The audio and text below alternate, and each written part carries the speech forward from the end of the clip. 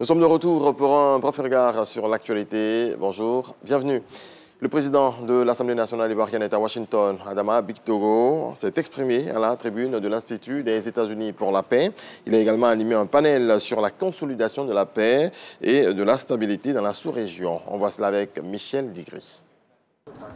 Institut des États-Unis pour la paix, le président de l'Assemblée nationale de Côte d'Ivoire est l'invité spécial d'un panel sur la contribution des parlementaires à la promotion de la paix et de la stabilité au plan national et dans la sous-région. Le vice-président de l'Institut donne les enjeux des débats.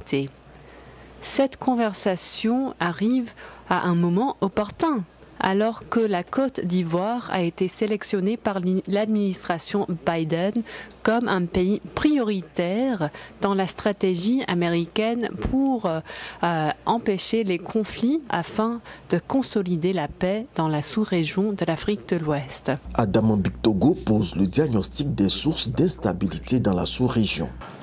L'Afrique a 77% de sa population qui est jeune.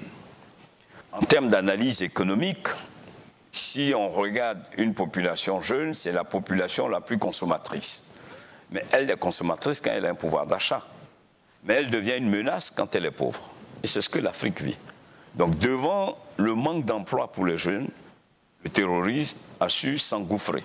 Pendant plus d'une heure de débat, Adama Bictogo a répondu à toutes les préoccupations des intervenants. Il a présenté les initiatives engagées par la Côte d'Ivoire pour lutter contre le terrorisme. Après avoir fait le diagnostic de la situation sécuritaire dans le nord de la Côte d'Ivoire, le président a décidé que la formation professionnelle soit une priorité au niveau de l'éducation, que l'employabilité des jeunes soit une priorité, d'autant plus que ce terrorisme a pour terreau fertile le manque d'emploi des jeunes.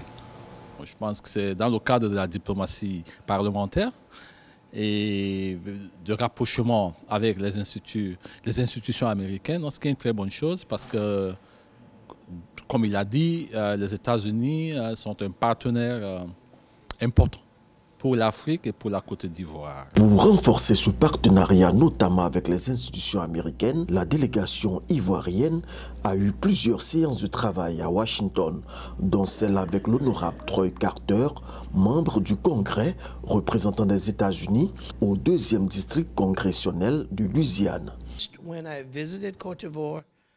Quand j'ai visité la Côte d'Ivoire, je me suis rendu compte que c'était un peu frère et j'ai été accueilli chaleureusement. C'est un honneur pour moi de partager ce même degré de fraternité avec vous ici à Washington. Prochaine étape de cette mission, la Louisiane, où la délégation ivoirienne rencontrera plusieurs autorités de cet État. Autre volet de l'actualité, les femmes chefs d'entreprise veulent contribuer au rayonnement de notre pays. À la rencontre de Kandia Camara, ces femmes ont demandé le soutien et l'appui de la ministre d'État, ministre des Affaires étrangères. Franck Kouadio nous en parle. Les femmes chefs d'entreprise rencontrent la ministre d'État Kandia Camara à son cabinet.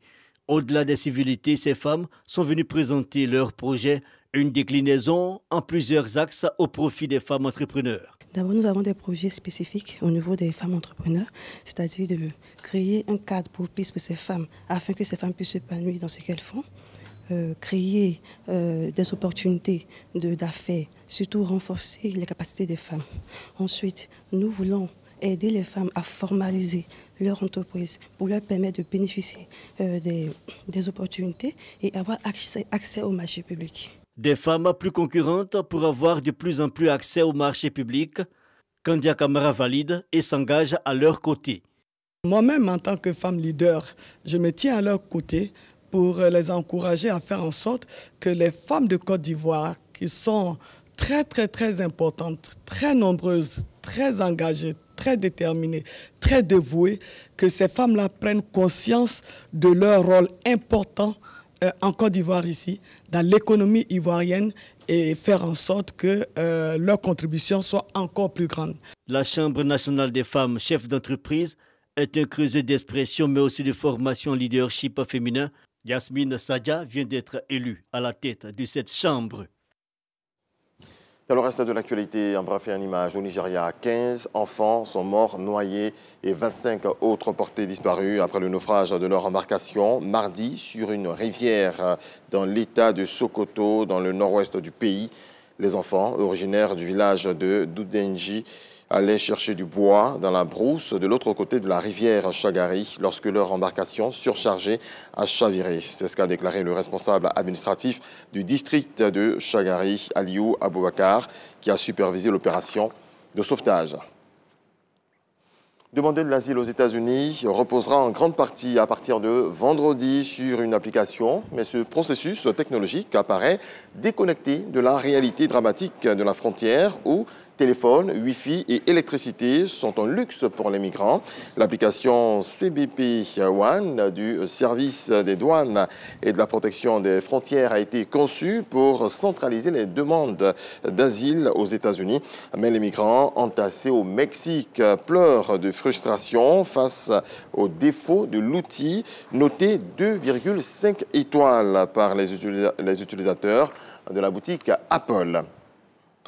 Et puis c'était le grand retour de Donald Trump en prime time sur CNN. Et cela n'était pas arrivé depuis 2016 pour cette chaîne d'information abondamment conspuée par l'ancien président. C'était sa première apparition médiatique depuis qu'il a été reconnu coupable ou alors responsable d'agression sexuelle par un tribunal de New York. Donald Trump a d'ailleurs longuement moqué son accusatrice sur la présidentielle. Il a une nouvelle fois martelé sans preuve que ce scrutin était truqué.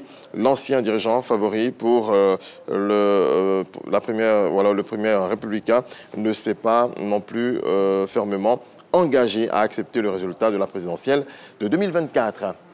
Merci à vous tous de votre attention. Excellente journée. On se retrouve à 7h.